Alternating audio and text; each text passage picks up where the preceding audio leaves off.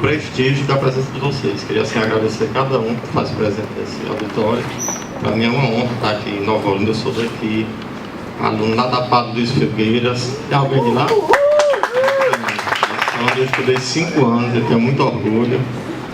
Primeiro ponto: o estado do Ceará tem uma nota baixa em redação em relação ao Brasil.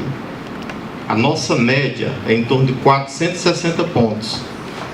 Quando nós tiramos a redação, vai para 471. Quando nós pegamos só a redação, cai para 415. Por isso, toda a preocupação da SEDUC, e minha em especial enquanto secretária, em fortalecer a questão da redação.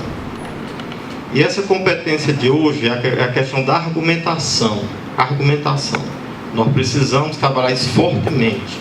Nós vamos ter nas escolas do estado do Ceará, nos meses de agosto e setembro, nós vamos ter um professor de plantão para corrigir redação. O aluno vai lá 7 horas, outro vai marcar para 7h30, o dia inteiro só corrigindo redação.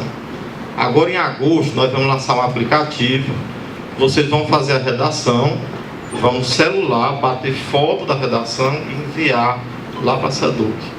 Uma equipe lá corrigindo. Então nós vamos ter uma atuação muito forte em relação à questão da redação. Esse dia de hoje trabalha basicamente incentivo à escrita. Nós aqui não estamos nesse momento, não tem nenhuma aula sobre a questão de compreensão textual, de ortografia, não. É o incentivo à escrita. É esse momento de hoje. O tema que eu vou abordar é a crise hídrica e suas consequências para a sociedade. A crise hídrica e suas consequências. Olha, quando você se vê diante do tema, 2 questões vão estar bem assim, bem na mente. Primeiro, é que você precisa apresentar uma proposta de solução. O corretor de redação lá do Enem, ele quer de vocês uma proposta de solução, não é só discorrer sobre o tema, não. Isso é bom ficar claro para cada um dos alunos. O segundo ponto é que nós devemos fugir do senso comum. O senso comum é assim: eu sei de tudo sobre qualquer assunto. Nós somos capazes de falar sobre qualquer tema de redação. Só que o corretor não quer isso. Ele quer argumentos, ele quer conhecimento. Você tem que mostrar durante a sua redação que você tem profundidade sobre o assunto. Se a gente for falar sobre chafariz, o assunto do jacu que secou, essa coisa comum não tem sentido. A gente tem que correr do senso comum. A gente tem que procurar ter argumentos. Então vamos lá. Olha o que é senso comum. A gente imagina que a questão da crise hídrica é por causa de seca, é porque não está chovendo. É o primeiro senso comum. Acho que a grande maioria das pessoas acha que a principal causa da crise hídrica é a falta de chuva.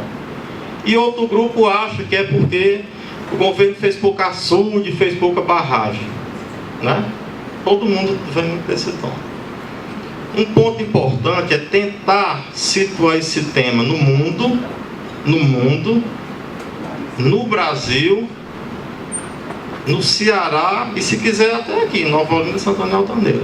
É muito importante saber que espaço você vai buscar para situar esse tema.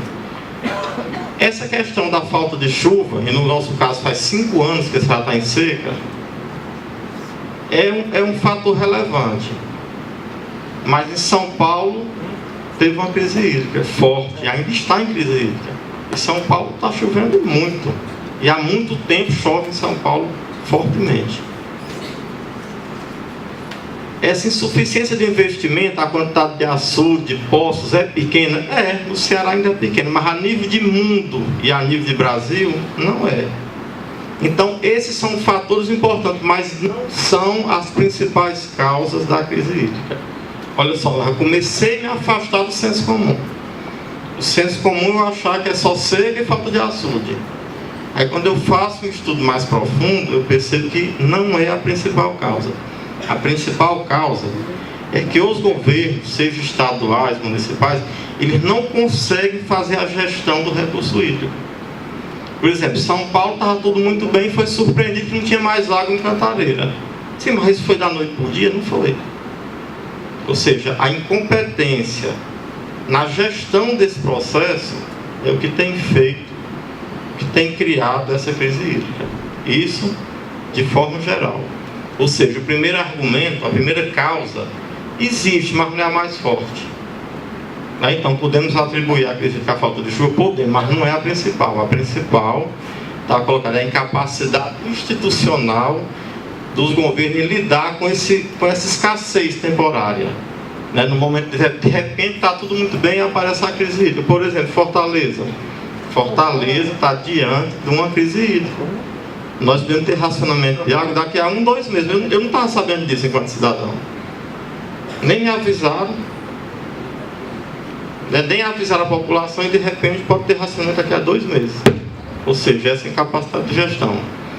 Mudanças climáticas também é uma questão. Se desmata para construir, todo dia tem um prédio novo, tem uma consequência. Isso aumenta a temperatura, que tem consequência nessa crise hídrica. Por favor. Outro ponto importante, a poluição dos corpos hídricos e o desmate dessa vegetação ripária, aquela vegetação que fica na beira de rio, de açude, de lagoas. Aquela vegetação tem um papel importantíssimo. Ela tanto filtra a água, como ela sedimenta. Ela evita enchentes, ela evita erosão. Então a destruição daquela vegetação tem sido muito forte, né? E outro ponto é o desperdício e a perda de água pelas concessionárias. Nós vamos ver aqui o percentual que se perde da hora que a água sai lá do reservatório até chegar na residência. Eu tenho que correr mesmo se eu não compro aqui. Olha só, 37%, esse estudo é do governo federal, da água que sai lá do abastecimento, do açude, até chegar na residência se perde. E são perdas pequenas que você não consegue nem perceber. São pequenos vazamentos que acontecem ao longo do curso. Ou seja, de cada 100 litros de água que sai, 37 no meio do caminho vai embora. É só para você ver como isso é forte. Tá? E às vezes o próprio sistema de abastecimento não consegue lidar com esse processo, não consegue fazer correção. Esse tema da crise hídrica é um dos temas bem cotado para a redação do Enem. Ele está aí na bolsa de aposta como um dos favoritos. Por quê? Enquanto o Nordeste tinha essa crise muito forte, e isso é histórico, em décadas e décadas, esse tema não dava muito ibope. Aí no dia que faltou água em São Paulo, aí o tema passou a ser nacional, passou a ser de calamidade pública, né? São Paulo, como grande centro produtor do país, como o estado mais desenvolvido, de maior arrecadação, de maior importância política e econômica, na hora que faltou água em São Paulo, então essa questão veio à tona mais forte. Enquanto era só no Nordeste, era uma questão localizada no Nordeste. Então esse tema assim, é bem relevante. Ele está bem cotado nas bolsas de aposta aí do Enem. Outra informação que a gente também sai do senso comum. A gente acha, e a maioria das pessoas acha, que o consumo de água ele é mais forte para o ser humano. Não é. É a indústria também não. É exatamente a irrigação que consome maior volume de água. Vocês sabiam disso? A irrigação é quem consome. É assim. Então fica fácil racionar, porque é só eu reduzir a água para a irrigação. Não, porque tem outra consequência, o alimento. A agricultura no país, ela basicamente hoje é irrigada. A produção do sul, do sudeste, do Mato Grosso, do centro-oeste, é agricultura irrigada. Então se você corta e raciona na irrigação, você tem uma consequência no preço do alimento imediato. E aqui eu faço uma proporção do consumo, né? 72% está na irrigação, 11% no consumo animal, volta à agropecuária, né? Não.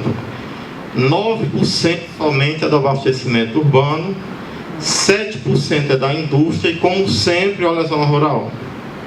Olha a zona rural, o desconforto. 1% da água desse país vai para a zona rural. E por isso o sofrimento. Eu, quando vinha no caminho, até conversando com o Paulo, o rapaz que me trouxe, o motorista, ele disse, eu perguntei como é Nova Olinda. Ele disse, não, tem uma adutora que foi feita e essa água é para chegar, mas não chega, mas tem água. Ele disse, nos bairros centrais tem água em Nova Olinda. Agora a zona rural é Carro-Pipa, em algumas zonas rurais. E aí vocês percebem esse dado. Outra informação importante e fácil de decorar, 110 litros é a necessidade básica por dia que um ser humano tem. Entre tomar banho, entre beber, em todas as necessidades. Agora eu vou falar de uma informação que assim, é muito comum também. Todo mundo diz assim, olha, mas nós somos o planeta Água, né? O planeta Terra poderia ser chamado de planeta Água, né? Já que praticamente 3/4 é tudo água. Só que essa água não é água para consumo. De toda a água que tem no planeta, nós temos 97,5% de água salgada, ou seja, imprópria para consumo humano. Então essa visão de ter problema não é também uma visão muito correta. Quando você se aprofunda, você percebe que não. E somente 2,5% dessa água é doce. Somente 2,5%, toda a água que tem no planeta Terra é doce. E aí complica mais a situação para saber onde é que está essa água doce. Ou seja, só tem 0,3% que está de fácil acesso. Aí no rio, né, está no lago, aí essa é fácil fazer captação. Onde está demais? 30,8% do subsolo. 68,9% está presa em geleiras. Essa água de geleiras é muito difícil a captação dela. E essa do subsolo é cara. Ela é cara. Mas especialmente aqui no Ceará, você vai encontrar no subsolo, o custo é muito elevado. Você tem que cavar um poço, aí não dá, aí tantos metros não é possível. Em algumas regiões do país é mais rápido. Então, só para saber que essa água que está no subsolo custa muito caro ao poder público, você torna ela acessível ao ser humano. Ok, então a quantidade de água no planeta, a gente percebe a restrição, né, para a geração de riqueza, agricultura, pecuária. Tem um processo aqui que também é importante.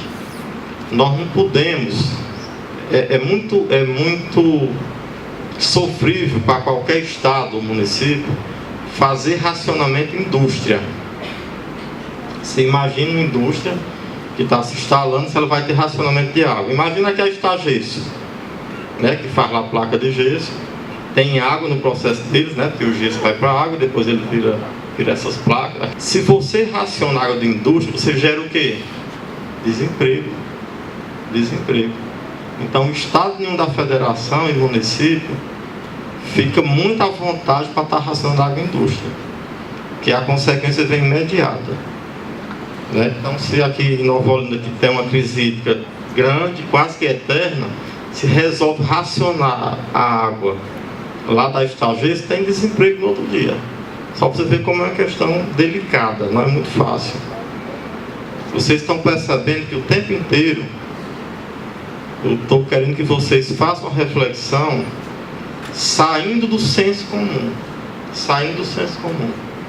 O que é o senso comum? Eu estou bem aqui tomando café com a Lúcia, a gente esculhando. É porque não tem açude aqui, é porque não sei quem cortou, a adutora não deu certo, não fizeram o poço. Esse é o senso comum. Agora o aluno que está diante de uma redação, e vocês vão estar daqui a pouco, às 10 horas, é diferente. Não tem nada mais condenável para um corretor de redação do que ver senso comum em redação. Ó, perde logo aquela pontuação. Eu já falei isso umas 5, 6 vezes, então eu acho que vocês vão lembrar. Vão lembrar agora às 10 da manhã e vão lembrar lá no dia da redação, em novembro. Vou fazer uma redação e vou correr do trivial. Porque isso não agrega. Não é essa a proposta da competência da redação. Abastecimento de energia elétrica é outra questão que tem uma correlação muito forte com a crise hídrica. No momento que falta água, você tem problema na geração de energia elétrica, especialmente no Brasil. Quando você vai para a Europa, você tem muita energia nuclear, você tem termoelétrica. Agora no Brasil, nós somos fortíssimos nessa fonte hídrica, né? Nós temos aqui Itaipu, nós temos aqui Paulo Afonso. Então nossa produção de energia, ela vem dos rios. Faz uma represa, quando solta, ela leva força e produz energia. Só para ver que é o tema interrelacionado. Então quando alguém vai corrigir uma redação, que vê o aluno relacionando crise hídrica com energia elétrica, ele começa a perceber que você é alguém que tem argumento, que você tem uma proposta a ser construída. Então é nesse momento que faz diferencial.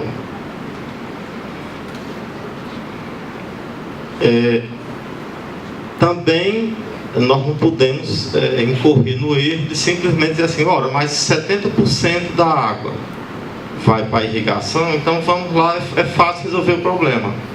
Vamos reduzir o volume de água para a irrigação. Aí eu já falei, na hora que você faz isso, você tem um desabastecimento do país inteiro. Café, soja, arroz, milho, feijão desse país vem todo da agricultura irrigada.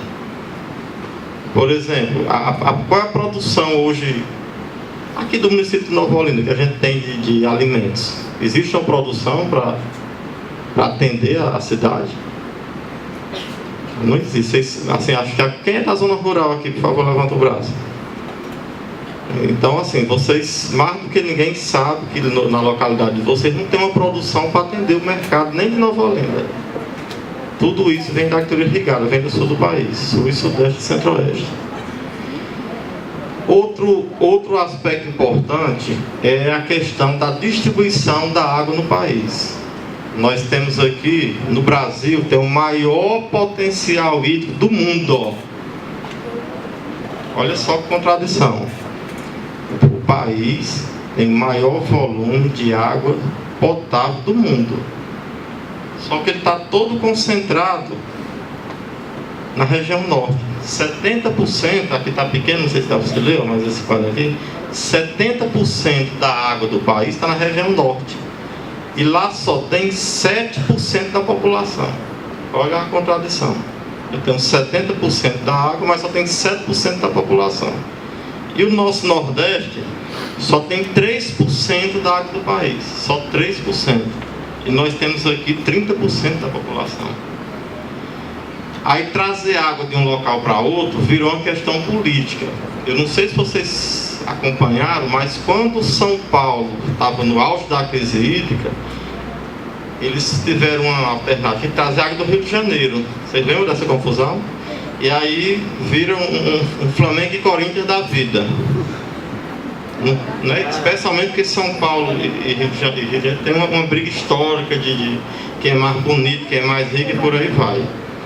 E não foi possível. Ou seja, esse senso de colaboração, de unidade nacional foi de água abaixo, literalmente no sentido da palavra água. O mesmo aconteceu em relação à transposição do São Francisco, né, que está para ser concluído, acho que daqui a uns 4, 5 meses. Essa água vem lá dos estados de Alagoas, começa em Minas Gerais, de São Francisco. Inclusive teve greve de fome até de padre. Padre, bispo, em greve de fome. Olha só, assim, você tem aquela ideia da nobreza da igreja, da cooperação, né? Pois fizeram greve de fome os padres lá da região que tinha muita água, para trazer água para o lugar que tinha menos. Só para vocês entenderem como essa questão é complexa. Então, outro aspecto importante é tirar essa mística que o Brasil é um país que embora tenha o maior potencial do mundo, ele não consegue atender localmente as regiões. E eu coloco aí, ó. A região centro-oeste tem 16%, mas só tem 7% da população. Ou seja, 84% da água do Brasil está localizado no norte e no centro-oeste e só tem 14% da população. Só para você ver que a região norte não consegue. E trazer água da região norte para cá aí vira uma missão quase que impossível. Se foi difícil trazer aqui do São Francisco, aqui de Alagoas, de Sergipe, imagine a região norte. Ó, eu comecei com causas. Quando vocês tiverem um texto diante de vocês, a gente começa a compreender o processo, seja qual for o tema. Depois passa por causa, eu fui para dados. Ou seja, você começa a se aprofundar e ver o que você tem de contexto em relação a esse tema. O que você pode acrescentar. E depois eu vou para o final, consequências. Ó. Causas, dados e consequências. Eu fiz esse tripé. Isso serve para todo e qualquer tema de redação. Qual foi o tema do ano passado da redação do Enem? Como? Pronto. Você pode pegar aquele mesmo tema, trabalhar a questão de causas, de dados e de consequências. Aí no final, o que fazer? É isso que a proposta pede. Todo e qualquer tema de redação, eles querem que o aluno apresente uma solução. Aí, Divan, eles vão resolver o mundo agora? Em tese, sim. Fazer uma redação significa, teoricamente, resolver o mundo. Resolver os problemas do mundo inteiro. Tá? É bom a gente se colocar nesse lugar. De forma teórica, nós vamos achar solução para todo tipo de problema. Dentro de respeitando os contextos. Então, assim, o que fazer diante de uma crise hídrica? Eu já sei que eu não posso estar cortando água de indústria, que eu vou ter problema. Eu sei que eu não posso estar cortando água de irrigação, que eu vou ter problema de abastecimento. E o que eu vou fazer diante disso? Legislação. Existem marcos regulatórios. Esse nome marcos regulatório é um nome importante. O que são marcos regulatórios? São legislações que elas são iniciais e macro, estão no nível maior. Existe alguma legislação que precisam chegar aos municípios. Em relação às regras de consumo, vou dar um exemplo para vocês. Em Fortaleza e em qualquer capital do país, a conta de água a gente paga por o prédio inteiro. Apartamento 101, 102, 108, 210, ninguém sabe quanto consome de água. A conta vem para o condomínio todo. Qual a desvantagem desse processo? Exatamente. A outra desvantagem é que eu, enquanto cidadão, eu nem sei se eu estou economizando ou não. Eu não tenho nem essa noção. A gente fala economia de água, a gente não tem nem noção. Então, o que se espera? É que as próximas legislações, elas exijam individualizar esse consumo de água. Aí fica mais fácil você ter uma política de multa para quem consome demais, de benefício para quem consome de menos. Aí sim, você começa a tratar a questão de outra forma. Outro ponto importante, o reuso de água. Por exemplo, nessa escola, a gente faz algum reuso de água? Não. Nem nessa escola, nem nenhuma das 709 que tem no estado. O estado tem 709 escolas. Nenhuma escola... Aliás, na cidade é feito algum reuso de água aqui em Nova Olinda? Tem algum reuso de água na cidade? Nenhum. Agora você tem países como Estados Unidos, como China, como Inglaterra, que isso é a coisa mais comum. A água sai no esgoto, já sai limpa, se você quiser, você já pode usar para consumo aquela água. Por quê? Porque tem legislação que exige. Você pode montar indústria aqui, você vai consumir água, mas a água que vai sair lá no esgoto da sua indústria é limpa para qualquer uso humano. Você vê a diferença que isso faz. Então, uma das alternativas é o reuso de água, né? Tirar o sal da água, que tal? O que vocês acham disso? Já que tem aí 3/4 de água no planeta e a água é toda salgada, tirou o sal da água, resolve, não é isso? É caríssimo tirar o sal da água, viu? É caríssimo. É melhor a gente se mudar todo mundo lá para Manaus do que tirar o sal da água. É mais barato. Quem tira sal de água é Israel. Por quê? Porque lá não tem água de lugar nenhum, nem embaixo do solo, nem de sol. Israel tem que fazer isso. Aqui no Ceará, o governo está implantando, lá no Porto do Pecém. Lá no Porto do Pecém, está em implantação esse processo. Só que ele é muito pontual, é para inglês ver que a gente diz. Não é um processo que vai abastecer nada, não. é outro senso comum, que a gente pode pensar, não, então é muito fácil, eu não tenho um marzão desse tamanho, porque eu não tiro o sal da água e acaba a crise hídrica, só que não tem sentido, né? Não é alternativa. Então, esse o que fazer é um dos pontos, o que não fazer, né? Porque se alguém coloca uma redação, vamos resolver o processo da crise hídrica, é muito fácil, nós temos um mar que tem água demais, vamos tirar o sal, ponto. Acha que fez uma grande coisa, não, fez uma grande besteira. Porque mostrou para o corretor que não tem argumentação, que não conhece do tema, que não leu sobre o tema. Agora, participação em mobilização social, isso é importante. Redução do consumo de água, importantíssimo. E essa governança do recurso hídrico. A governança do recurso é a forma como o governo do estado, como o município vai gerenciar esses recursos. Algumas informações do Ceará.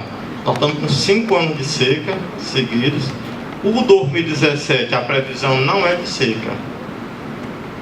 Todas as previsões de 2017 são boas. Graças a Deus, finalmente o estado do Ceará vai sair de 5 anos de seca seguida. As previsões do estado e as previsões internacionais dão conta que o Nordeste vai ter um ano muito bom. E tomara que seja verdade. O estado tem 19% só dos reservatórios com água. O Castanho e Oroz tem a metade da reserva do estado do Ceará. Tem 32 municípios que estão em situação de urgência. E tem mais 23 que já passaram da UTI. Né? Você tem município como Quixeramobim, que já não tem mais água. Estão cavando poços, assim, o governo está fazendo investimento, diz que não vai faltar água a qualquer momento que estiver bem. A mesma coisa nessa boa viagem. Então, dos 184 municípios, nós temos mais 55 que a situação é dificílima. Só está tendo uma solução: cavar poço a um custo caro para tentar garantir esse final de ano aí com água. Cinturão das Águas é uma ação do governador Cid, que ele fez aí uma série de açudes, adutoras, chafariz, instalação. Tem uma questão que é fundamental. Quem está no 3º ano do ensino médio tem um momento mais importante da vida. Não é carão nem conselho, não. É só uma... Quem está no 3º ano do ensino médio está vivendo o momento mais importante da vida e mais perigoso também. Ele é importante, é perigoso e é decisivo. Porque daqui a alguns meses vocês têm assim, uma espécie de hora da verdade. Vocês vão estar diante do momento, de uma oportunidade de ir para a universidade ou não. Né? Vocês vão estar diante. Infelizmente o Brasil não é um país que tem universidade para todo mundo. Não é. Mas tem oportunidade. Vocês sabem que na China tem um Enem. Vocês já viram o filme do dia do Enem na China? Já viram como é? Depois vão no YouTube e coloquem, peça. Dia do Enem é outro nome, Enem, lá na China. Como é que acontece? É aquele monte de chinês, tudo parecido com o outro. Os pais chorando, abraçando os filhos, as mães, todo mundo, porque ele é só uma vez a oportunidade. Eles fazem uma prova, passou, não passou, esqueça, não há segunda chance na China. Por quê? Porque eles são muitos. Então o governo não consegue, só tem uma. Aqui não, você tem algumas. Eu conheço gente que já fez aí uns 10 Enem e tá bem ainda, né? Tá chegando junto, chegando bem. Na China não tão bem. Então na China é só vez. Então vocês vão estar agora em novembro diante de uma oportunidade. Não é a única não é assim, não é a única não. Tem outras por à frente. Mas vale muito a pena. Vale a pena a gente esquecer a Hipócrates. Esquecer os filmes, esquecer o momento de lazer. Os grupos de WhatsApp, que é coisa chata, não deixa ninguém dormir, bota no silencioso por um ano. Vale muito a pena esse momento.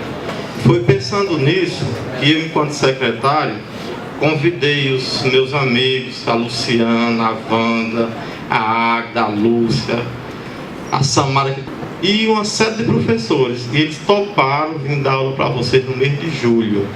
E vocês estão topando assistir. Mas ninguém pode perder esse senso de responsabilidade, não. Porque não adianta eu vir dar aula aqui, não adianta a gente se esforçar. Isso é um processo indelegável. Isso é de vocês. Nós vamos ter no mês de agosto um monte de motivadores, de palestras, de aplicativos no celular, de premiação. O menino vai para o Beach Park, vai assistir o jogo do Ceará e Vasco no dia 3 de agosto. É o que tem no Ceará para assistir. Não tem Ceará e Flamengo, no Ceará e Flamengo não vem pra cá, é o que tem, 3 de agosto. Tá? Então assim, inclusive esse ano não tira férias, as maiores frequências nós vamos colocar 40 alunos para ir para Fortaleza. Então minha fala é essa, não depende somente da gente.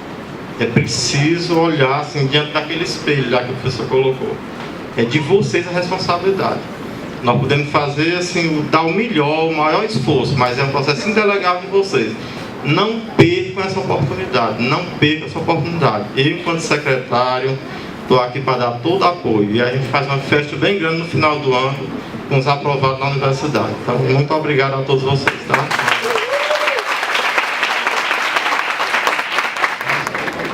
Bom, então o Felipe é aluno da escola do terceiro ano, da escola Padre Luiz Figueiras, uma escola que eu estudei e que tenho muito carinho por ela. Ele vai escolher agora o tema da redação, que as 230 escolas do estado do Ceará vão fazer nesse segundo tempo. Escolha aí, Felipe, para a gente ver qual é o tema.